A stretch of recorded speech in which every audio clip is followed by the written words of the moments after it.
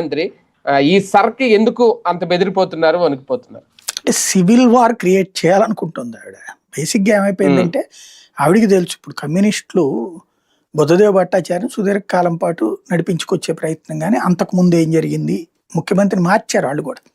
ఒకే మనిషిని కంటిన్యూగా చూస్తున్నప్పుడు ఒక నెగిటివిటీ వస్తుంది. అదే ఇప్పుడు నవీన్ పట్నాయక్ ఓడిపోవడానికి కారణంలో ఆ ఓవర్ ఇది కూడా బేసిక్. నితీష్ కుమార్ పార్టీలు మార్చేది కూడా అందుకే, కూటములు మార్చేది కూడా బేసిక్.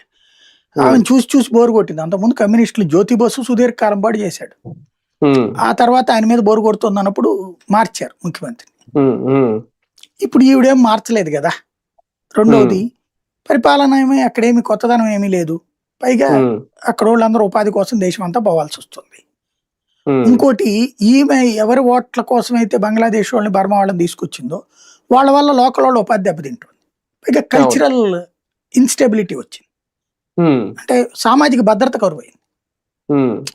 ఇప్పుడు మనం ఇల్లు ఉన్నాము, మనం 10 ఇళ్ళు మనం ఫ్రెండ్స్ లేకపోతే ఇదో అనుకుని ఒక ఏరియాలో ఉన్నాం, మనకు తెలిసిన వాళ్ళు బంధువులు అనేసి. ఈలోపు ఇంకో ఈ 25 ఇళ్లలో 20 ఇళ్ళు వేరే మతం వాళ్ళు వచ్చి తీసేసుకున్నారు, కొనేసుకున్నారు. అప్పుడు మనం ఎట్లా పాత బస్తీలో ఫీల్ అవుతాం? అదే కదా.